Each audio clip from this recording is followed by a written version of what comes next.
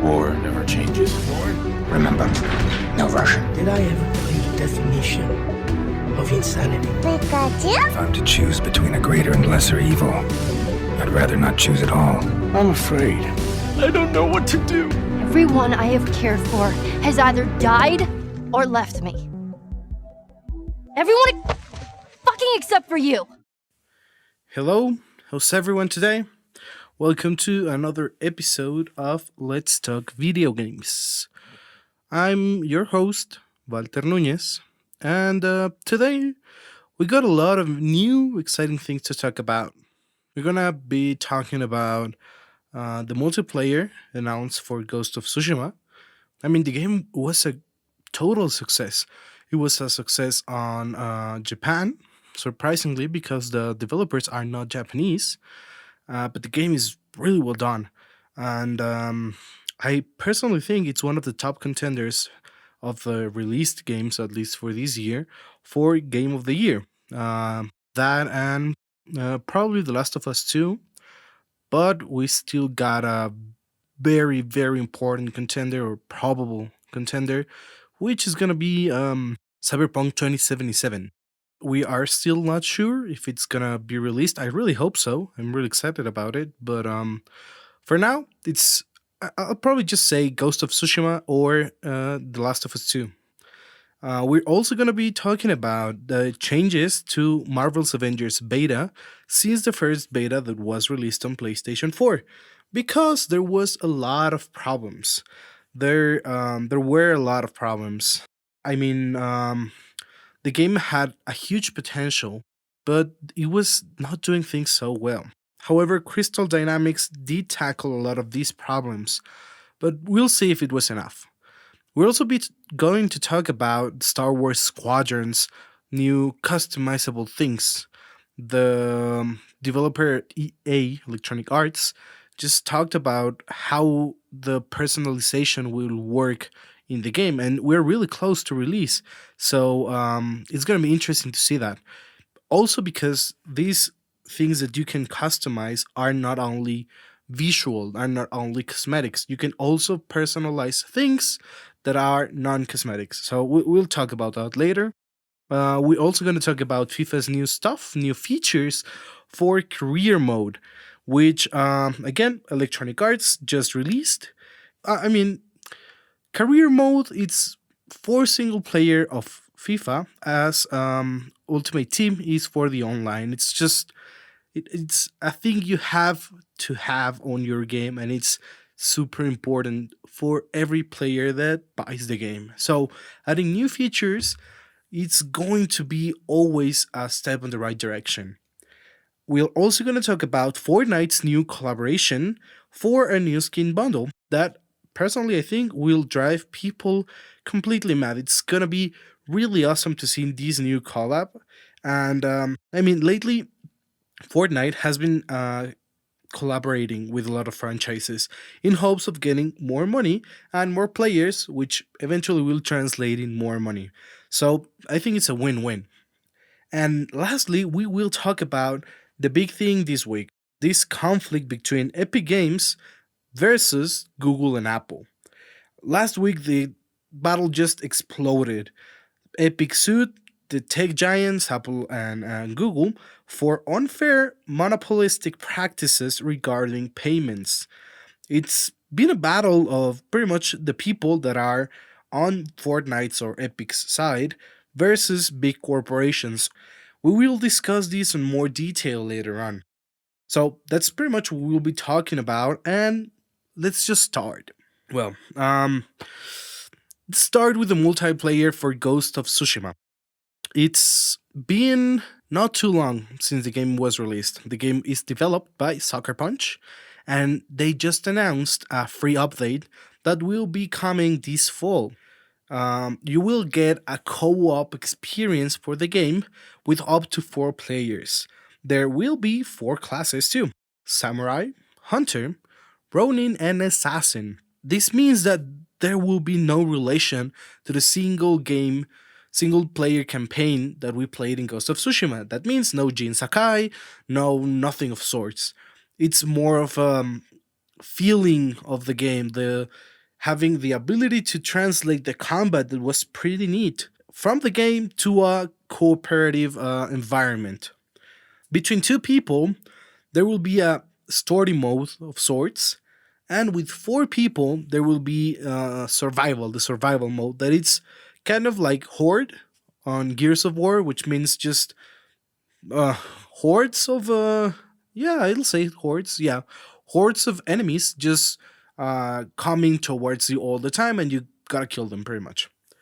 They will also have raids that will be like one big brutal enemy that between the four of the players will have to take down. So it's gonna be they're trying to aim for something epic.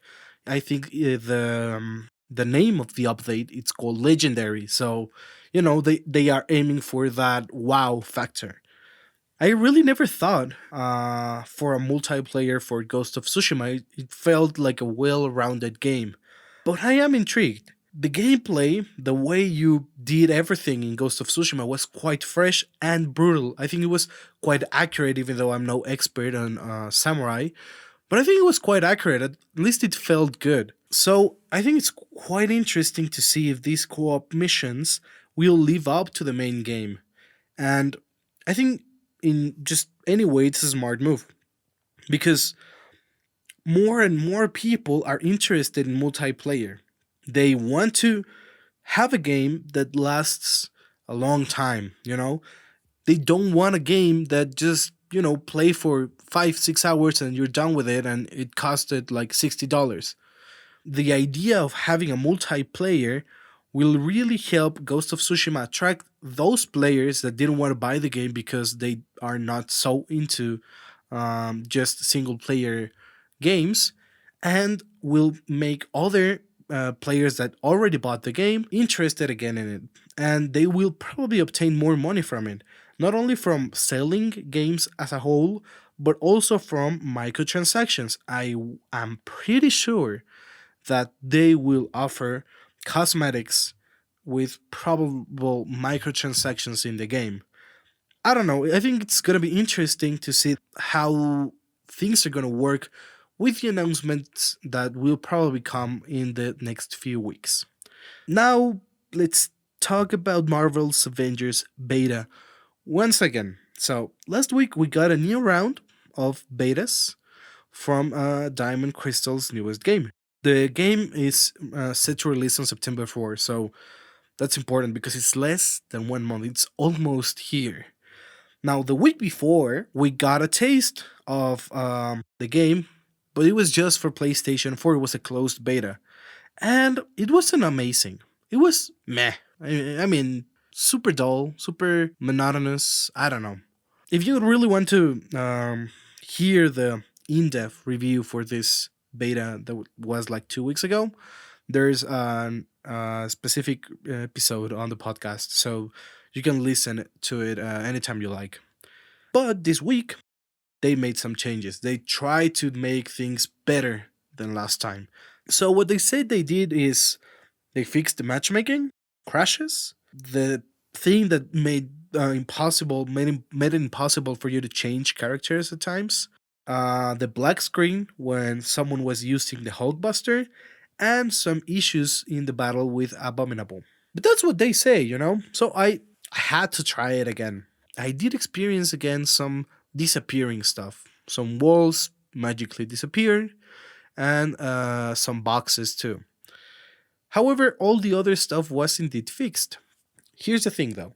Those fixes of bugs and glitches and crashes are not the fundamental problems with Marvel's Avengers. The game still feels the same every single time. The multiplayer gets boring too quickly. We'll still have repetitive missions that the only purpose of them is just attacking enemies. I mean, it's super straightforward. Way too straightforward. I'm gonna give you an example of a game that I do believe is a really well done game. Of superheroes. We obviously have the whole Arkham series that's freaking amazing, but let's stay to Marvel. Marvel's Spiderman. This game was developed by Insomnia Games and is really good. And it's really good because even though the combat is fun and it's, pretty much just kick them all and kind of dodge things, the things that Marvel's Avengers, I think, is aiming for, the fundamental difference is Spider-Man has a narrative or has a really interesting personality. The character has personality. You feel how Peter Parker and Spider-Man are kind of in conflict at times. The problem with Marvel's Avengers is that they do not understand that a superhero is not just punching.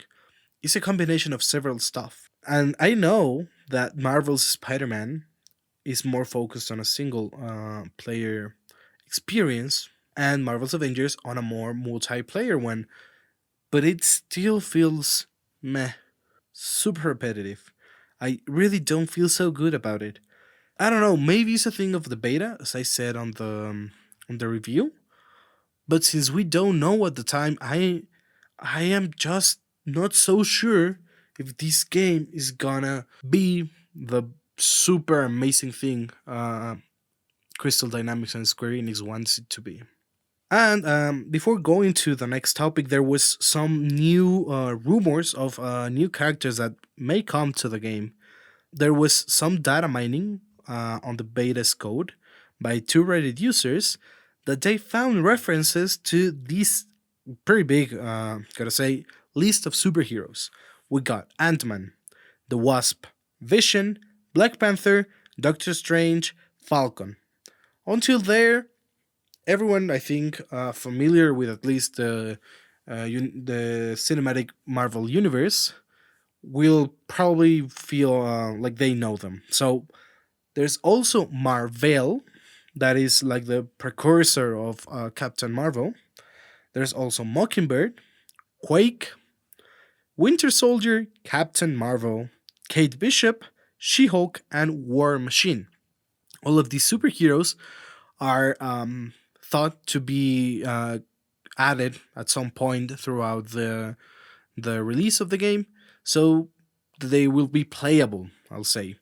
This will certainly be a good way to freshen up the game and probably tackle the same problem I am really worried about, the dullness of it.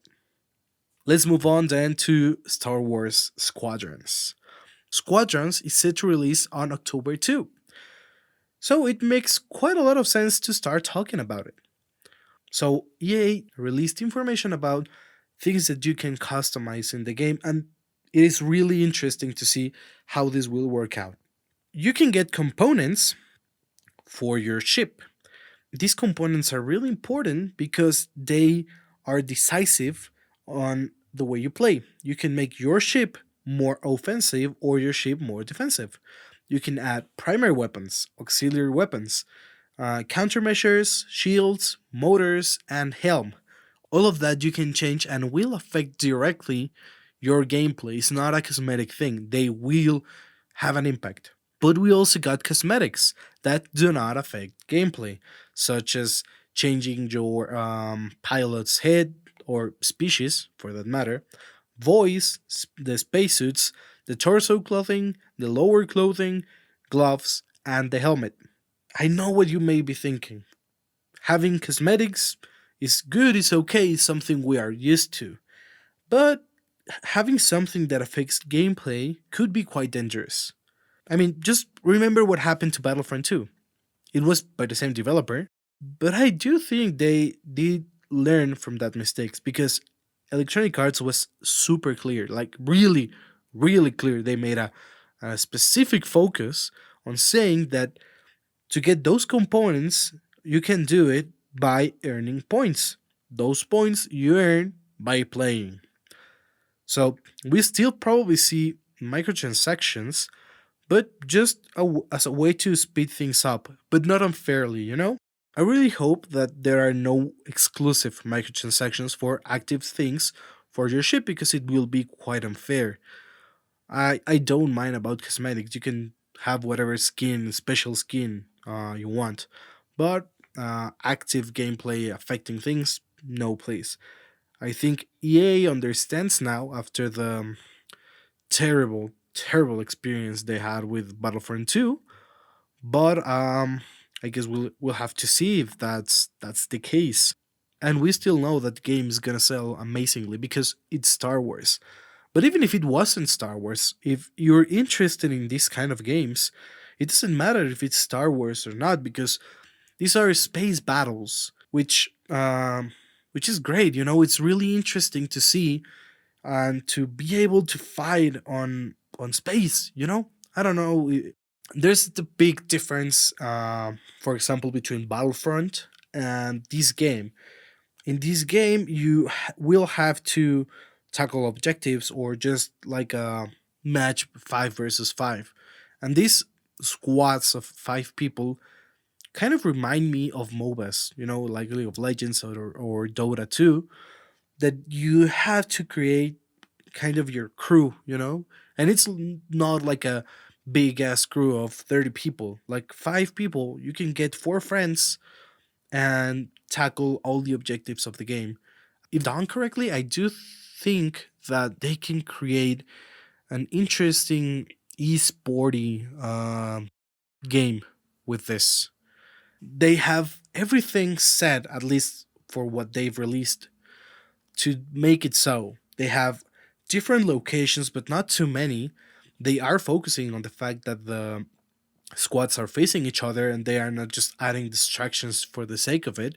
But I understand that they want to give a little bit of, spice things up, change them a bit. Because fighting always on the blackness and, little dots that are stars may be dull at times.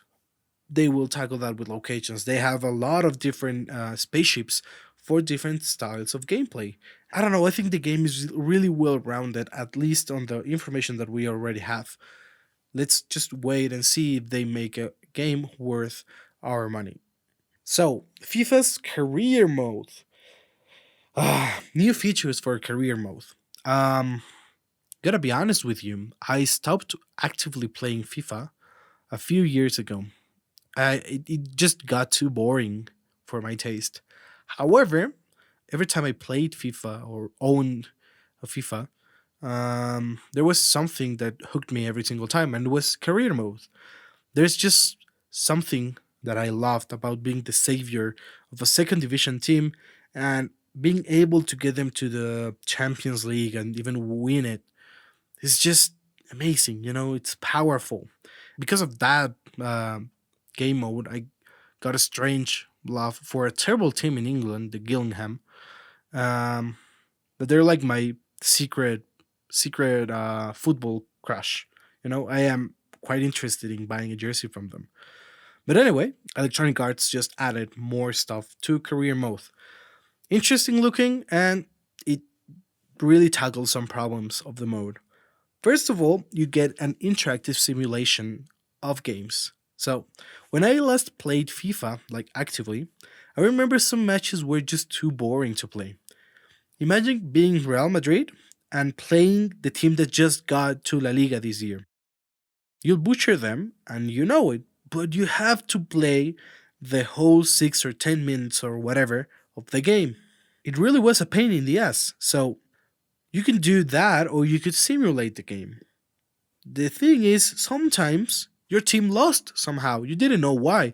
It was sometimes just because FIFA's AI was really stupid and made stupid changes to your squad or to your way of playing and cost you 3 points. The thing is, now you can watch the match live and see how it develops. Who is passing who's shooting, everything. If you know the AI will lose a golden opportunity, you can jump right in the game and seal the deal. You can jump into penalties, into a specific play, anything.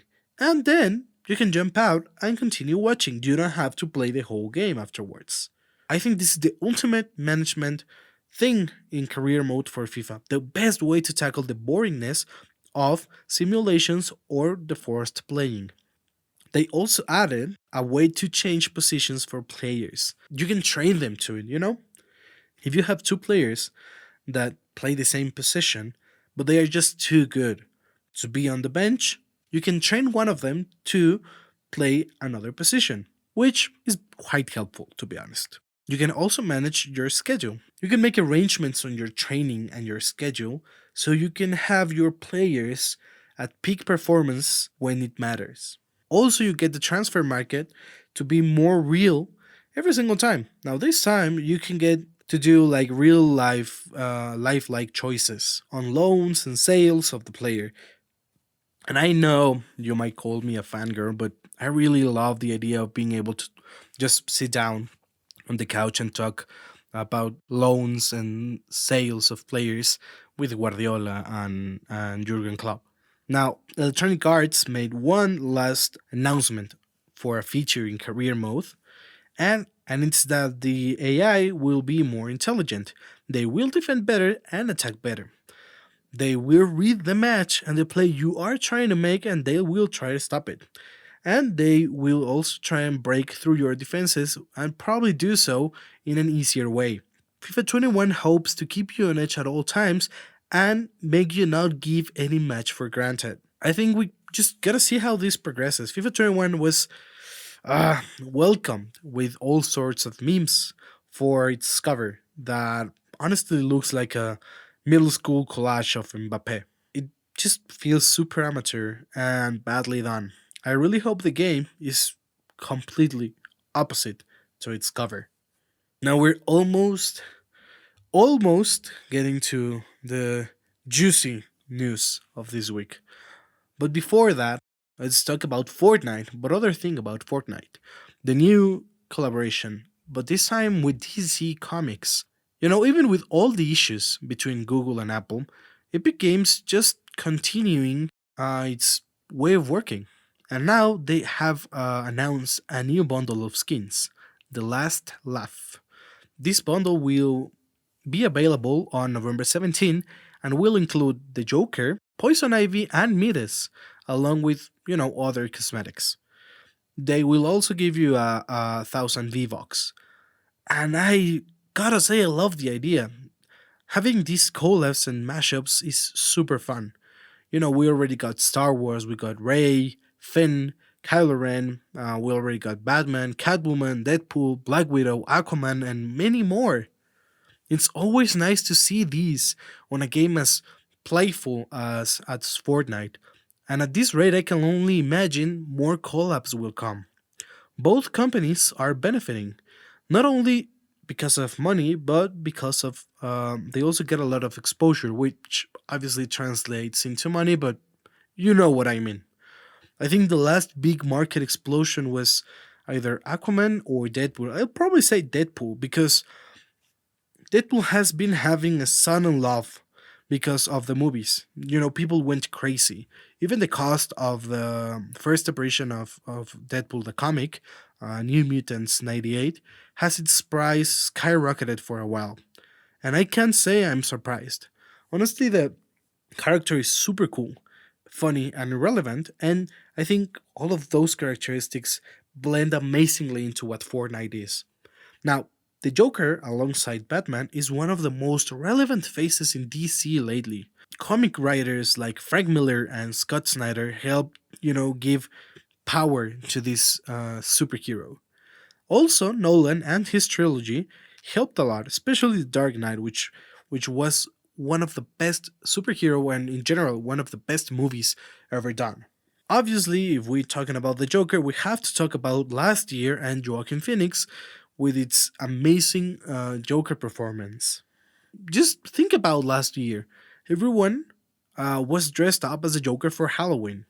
I think the Joker has been labeled as a symbol of disobedience, sort of. I don't know. I think it's interesting to see that added to Fortnite, especially in these times, because who wouldn't like to fight with or against or as the Joker, This symbol of disobedience blends perfectly with what is actually happening right now with Epic Games, Google, and Apple. So let's get right into it. Epic Games decided to cut the costs of the V-Bucks. They decided to make them cheaper. However, they added different kinds of payment methods in both iOS and Android. This meant that you could buy, I don't know, 1,000 V-Bucks for $9. I am not sure about the numbers, but let's say $9 through the Play Store, through Google, or through Apple, or you can pay them directly and pay $7, so $2 less, which obviously everyone wanted to do. Nobody wants to pay more. However, this is against the terms of service of both Google and Apple. The very first one to do something about it was Apple. They deleted the game from the Play Store. Now, I think this is a very important thing to say because a lot of people are just arguing that Fortnite was banned from the App Store, and that is not the case, at least not yet. The game was just deleted because it was not following the terms of service. If you want to make or to accept payments on your application, you have to give a 30% of the cut to Apple or Google, depending on the platform you are using your game on. So since they didn't do that, they deleted the game, so no more people could download that. If Epic Games just decides to not use this way of payment that is directly to them, I don't know, Apple and Google will probably just upload the game again. They are not banned, it was just deleted. So, this change only lasted 2 or 3 hours with Apple.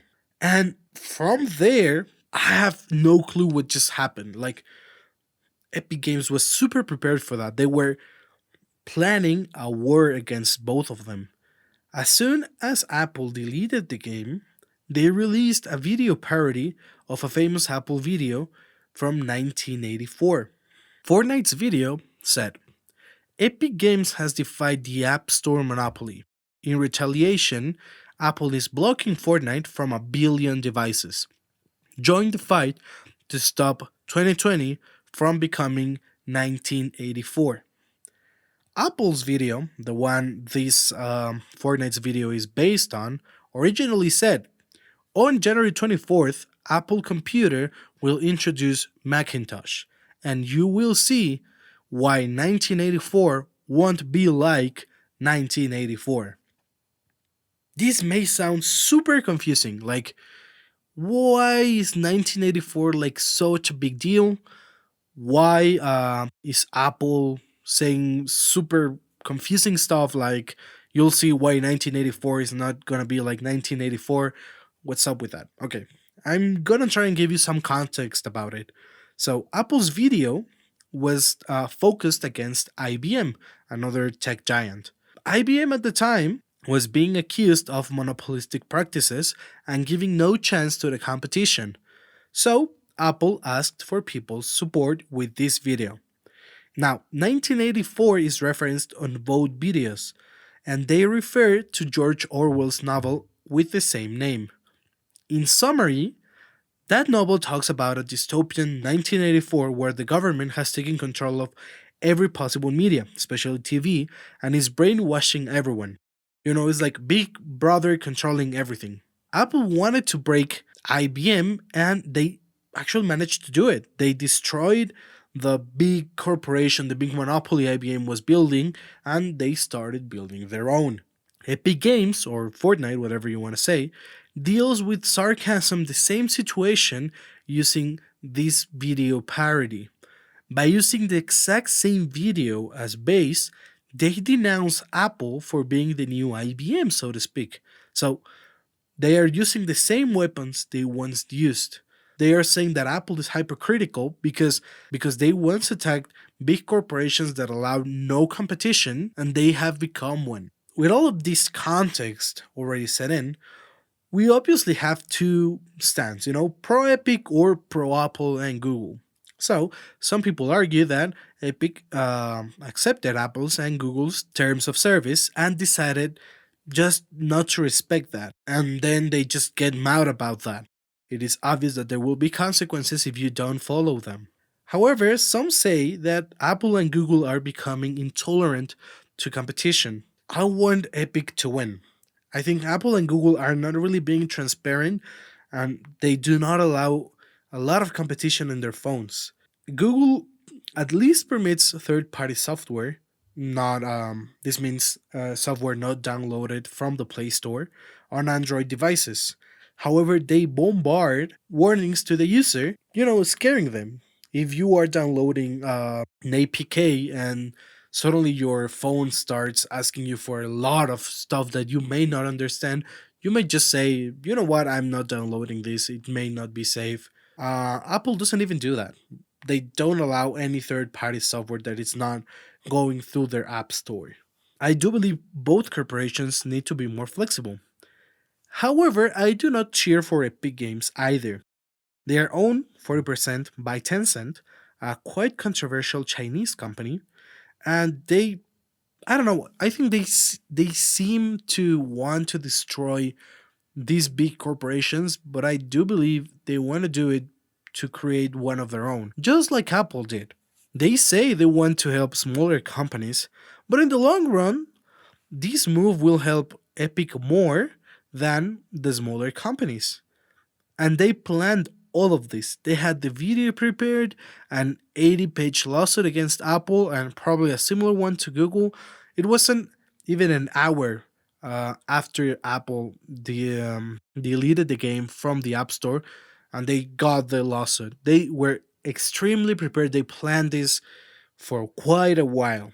The thing I really don't like too is the fact that they try to get their community as to back them up, because Fortnite has a rather young community. Most of them are kids that honestly are easily impressed.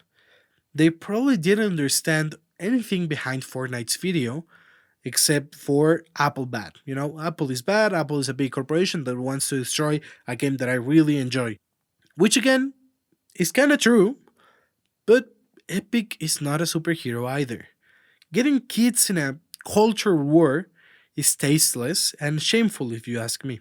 If you want to attack the so-called Big Brother, by all means, do it. You already got support from Spotify, which had the same issues with Apple with its subscriptions, and Facebook. Just don't mess with the kids.